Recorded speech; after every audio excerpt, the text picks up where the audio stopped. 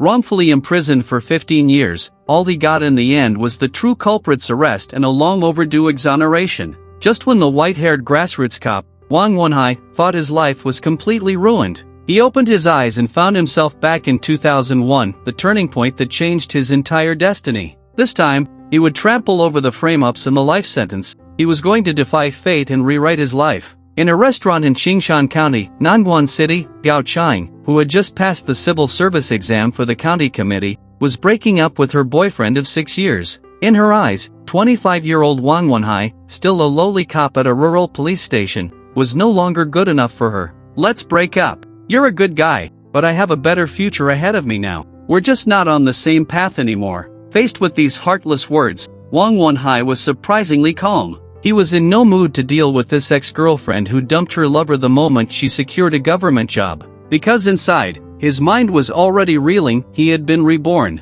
The timing was exact. It was the evening of the transition between spring and summer in 2001. On this exact day in his previous life, this very breakup drove him to get drunk in despair, and he foolishly lost his police gun. And the very next day, that service weapon shockingly appeared at the murder scene of the governor's daughter, Lin Jing. Unable to clear his name, he took the fall and was sentenced to life in prison. 15 years of his prime were completely destroyed by that one night of heavy drinking. But now, the gears of fate were turning once again. To hell with the breakup. The most crucial thing right now was that he absolutely could not lose his gun tonight. More importantly, he had to beat the killers to the punch and stop the tragedy of the governor's daughter being murdered. Seeing him stay silent, Gao Ching kept insisting that feelings couldn't be forced, claiming she just wanted to pursue her own happiness. Wang Wenhai snapped back to reality and exposed her true thoughts right then and there. When she couldn't afford her tuition, he used his living expenses to pay for it.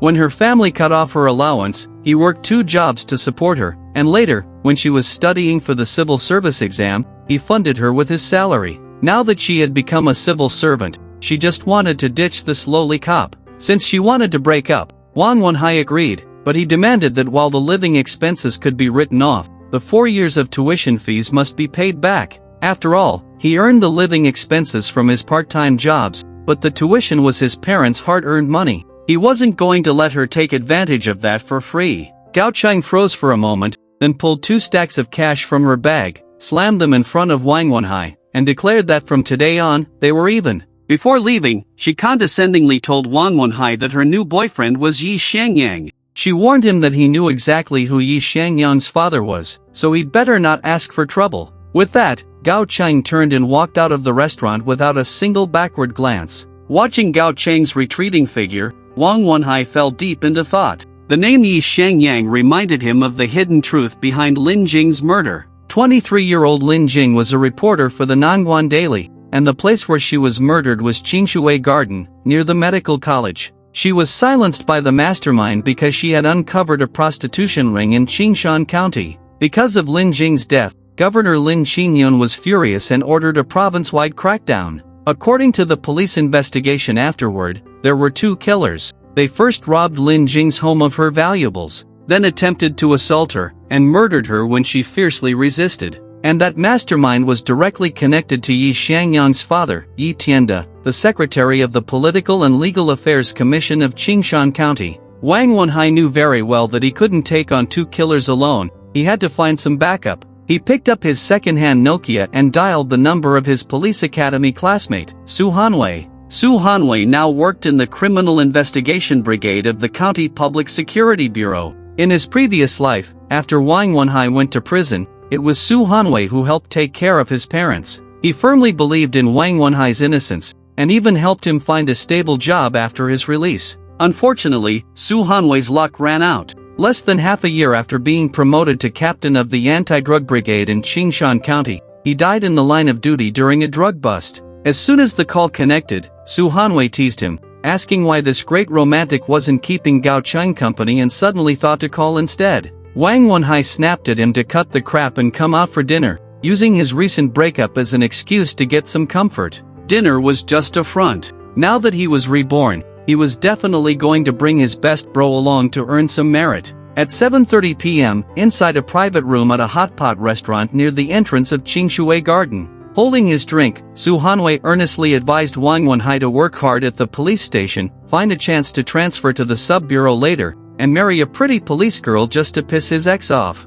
They ate until 10 o'clock. Seeing it was getting late, Wang Wenhai suggested they leave since they both had worked the next day. As they walked out of the private room, Wang Wenhai scanned the main dining area, his eyes landing on two men sitting by the window. One was in his early 30s, bald with a scar on his face. The other was around 40, rather short, with beady triangular eyes. Wang Wenhai had seen these two faces countless times in his previous life. The reason he chose to eat here was because later case files and confessions revealed that these two had been waiting at this very hotpot restaurant for Lin Jing to show up before making their move. All he had to do was bring Su Hanwei along and swoop in at the right moment. At the restaurant entrance, Su Hanwei got on his motorcycle, ready to say goodbye. Wang Wenhai suddenly lowered his voice, told him to look at the two guys by the window, and asked if one of them looked like Duan Zishu. Hearing that name, Su Hanwei's face instantly changed. Duan Zishu was one of the top 10 wanted criminals in Nangguan City, with 7 lives on his hands. Su Hanwei carefully sized them up from the corner of his eye. He thought there was a resemblance, but hesitated, afraid of making a fool of himself if he got it wrong. Wang Wenhai just calmly replied, "That's a second-class merit." Faced with the temptation of a second-class merit, Su Hanwei stopped hesitating and immediately called his direct superior. Hanging up, he said the captain was bringing backup right away. Wang Wenhai didn't say a word, he just glanced down at his watch. It was 10:10 p.m. Just as he expected, the two men by the window stood up to pay their bill. Su Hanwei's eyes widened in alarm, saying they were about to leave. Wang Wenhai told him not to panic and just keep an eye on them. He then casually pulled 2 police batons from his car and handed one to Su Hanwei. 3 minutes later, Duan Zishu and his accomplice walked out of the hotpot restaurant and headed into the residential complex. Under the lights at the entrance, Su Hanwei finally got a clear look. Confirming it was indeed the wanted criminal Duan Zishu, his breathing instantly quickened. Wang Wenhai lowered his voice, telling him to follow them, and instructed him to aim straight for the head.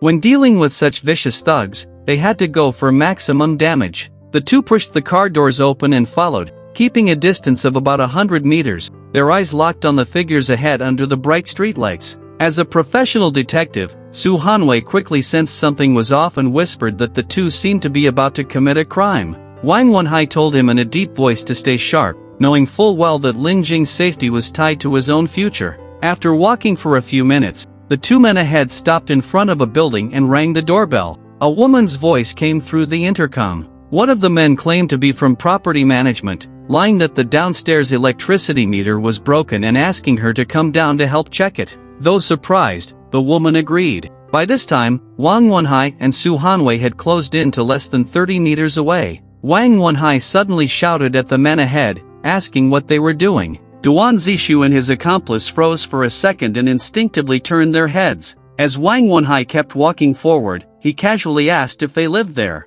Duan Zishu nodded repeatedly, lying that he lived in room 301 upstairs and had forgotten his keys. Wang Wenhai didn't reply, his feet never stopping as he kept moving forward, while Su Hanwei walked beside him with one hand behind his back. Seconds ticked by. Duan Zishu and his partner stood rooted to the spot, beads of sweat rolling down their foreheads. They vaguely sensed something was wrong with these two young men, the thought that they had been busted flashing through their minds. Before they could even react, Wang Wenhai and Su Hanwei were right in front of them. In a panic, Duan Zishu yelled "Do it," and suddenly reached for his lower back to pull a knife. But before he could make a move, Wang Wenhai had already kicked him hard in the stomach. Duan Zishu doubled over in pain. Wang Wenhai swung his baton backhand and rained heavy blows down on his head and face. On the other side, Su Hanwei also swung his baton, smashing it toward the accomplice Lu Xun's head. Lu Xun instinctively raised his arm to block. With a crisp crack and a blood-curdling scream, his arm was completely shattered.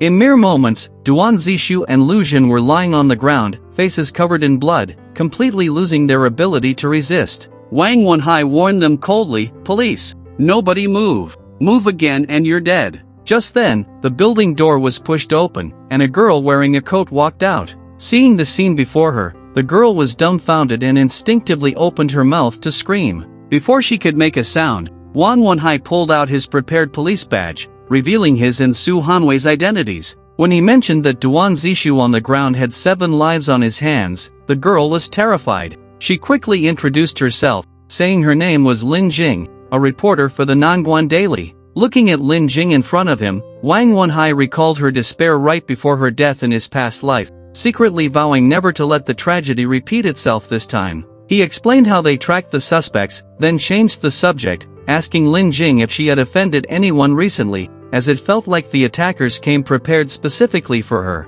Wang Wenhai knew Lin Jing's background very well. He just wanted to blow the matter up so that her father, the governor, would step in. Hearing this, Lin Jing's expression turned strange. After a moment of thought, she said she could go make a statement, but she needed to make a phone call first. Wang Wenhai nodded in agreement and asked Su Hanwei to accompany her upstairs. Once the two went upstairs, Wang Wenhai kicked Lu Jin awake on the ground. Finding himself handcuffed to Duan Zishu, Lu Jin panicked and asked Wang Wenhai what he was going to do. Wang Wenhai half-squatted and told him bluntly that Duan Zishu was a dead man walking with murders on his hands. He asked who the mastermind behind them was, warning Lu Jin that he'd be dead too if he didn't talk. Lu Jin spat out a mouthful of bloody water, gritted his teeth, and dared Wang Wenhai to kill him if he had the guts. Wang Wenhai remained calm and directly exposed Lin Jing's identity, asking him if he thought he could survive after trying to kill the daughter of Lin Qingyun, the governor of Jiangbei province. Lu Jin's eyes widened instantly. He knew very well that if he really killed the governor's daughter, even his family would likely be implicated. Wang Wenhai seized the chance to press him on who gave the order. Lu Jin hesitated for a moment, then confessed it was Zhang Hu, the boss of the Mayflower Bar. Zhang Hu said this woman had offended him, so he told them to disguise it as a robbery and kill her, promising them 500,000 yuan after the job was done. Hearing Zhang Hu's name, Wang Wenhai's face darkened. The Mayflower Bar was exactly where he lost his gun in his previous life. This matter was indeed connected to Zhang Hu. At this time, Lin Jing, having changed her clothes, came downstairs with Su Hanwei. Su Hanwei said that Sun Wentai, captain of the Criminal Investigation Brigade, would arrive shortly. Wang Wenhai nodded to himself. He knew Sun Wentai was a good cop. In his past life, it was Sun who caught Duan Zishu and his accomplice, indirectly helping to clear his name. 2 minutes later, Sun Wentai arrived at the scene with his men. Su Hanwei stepped forward and reported how they bumped into and subdued the 2 thugs. Hearing that the thugs' target might be a reporter from the Nangguan Daily, Sun Wentai's face grew even more serious. After cursing under his breath, he immediately ordered his men to take the suspects back for interrogation, and asked loudly to take reporter Lin, Su Hanwei, and Wang Wenhai to make their statements. While everyone was busy, Wang Wenhai walked up to Sun Wentai and reported the situation in a low voice. He said he had just conducted a surprise interrogation on the accomplice, who confessed they were ordered specifically to assassinate reporter Lin. Sun Wentai's expression changed, realizing the case wasn't that simple, and asked if he had found out anything else. Wang Wenhai directly pointed out that the mastermind was Zhang Hu, the boss of the Mayflower Bar, and stated that there must be someone else behind Zhang Hu. He suggested arresting him right now, as a delay might let him escape. Wang Wenhai calculated in his mind. In his past life, his gun was lost at the Mayflower Bar, and he really wanted to know what kind of conspiracy was hidden behind all this. At 11 p.m., several police cars roared into the busiest bar street in Qingshan County. Sun Wentai led his men straight to the Mayflower Bar. Wang Wenhai took the lead, heading up to the second floor and pushing open the door of a large private room. But the next second, he froze. There were 5 or 6 people drinking in the room, and among them was surprisingly his ex-girlfriend, Gao Chang. Gao Chang was also surprised to see Wang Wenhai. She instinctively asked how he found this place, then looked in panic at a man beside her. The man stood up, looked at Wang Wenhai, and said calmly that his name was Yi Shangyang, Gao Qing's boyfriend. Hearing this name, Wang Wenhai's heart skipped a beat. In his past life, he could never figure out why his lost police gun appeared at the scene of Lin Jing's murder, considering he had never met Zhang Hu. Now, seeing Gao Chang and Yi Shangyang at the bar, it dawned on him that this whole thing was most likely orchestrated by Yi Shangyang. After all, Yi Shangyang's father was Yi Tianda, the county's secretary of the Political and Legal Affairs Commission, who was also one of the protective umbrellas behind Zhang Hu. Wang Wenhai glanced at Yi Shangyang, completely ignored him, and turned to ask the others who Zhang Hu was. Just then, Sun Wentai walked in with his men. A middle-aged man stood up and admitted he was Zhang Hu. Sun Wentai didn't mince words. He said someone reported drug trafficking here and told Zhang Hu to come with them. This was Wang Wenhai's suggestion beforehand, take Zhang Hu away on a different charge so he wouldn't get suspicious. Zhang Hu's expression shifted slightly. He quickly explained he was a good citizen and his bar was clean. Sun Wentai gave him no room to argue, saying they'd find out the truth at the anti-drug brigade. Zhang Hu could only watch helplessly as the police handcuffed him. Wang Wenhai paid no more attention to Gao Chang and walked straight out after Sun Wentai. Back in the private room, Gao Chang was completely dumbfounded, unable to figure out how Wang Wenhai got mixed up with the county police bureau. Meanwhile, Yi Shangyang's face darkened as he picked up his phone and sent out a message. Outside the bar, watching Zhang Hu being escorted into the police car, Sun Wentai sensed something was off and asked Wang Wenhai if he knew the people inside. Wang Wenhai didn't beat around the bush. He said it was his ex-girlfriend and her current boyfriend, Yi Shangyang, the son of Yi Tianda, secretary of the County Political and Legal Affairs Commission. Sun Wentai froze. After a few seconds of silence, he patted Wang Wenhai and told him there are plenty of fish in the sea. Wang Wenhai just smiled faintly and told Captain Sun to interrogate Zhang Hu quickly, saying he felt there was more to this than meets the eye. Then, he meaningfully revealed that reporter Lin wasn't simple either. When she was on the phone earlier, he heard the words, provincial government. Hearing those words, Sun Wentai's expression instantly turned serious. He nodded, patted Wang Wenhai on the shoulder, and got into the police car. Wang Wenhai followed behind, calculating in his mind. The bait had been cast, and he hoped the upcoming show wouldn't disappoint him. Soon, the group arrived at the County Public Security Bureau. After being searched and escorted into the interrogation room of the Criminal Investigation Brigade, Zhang Hu was completely confused.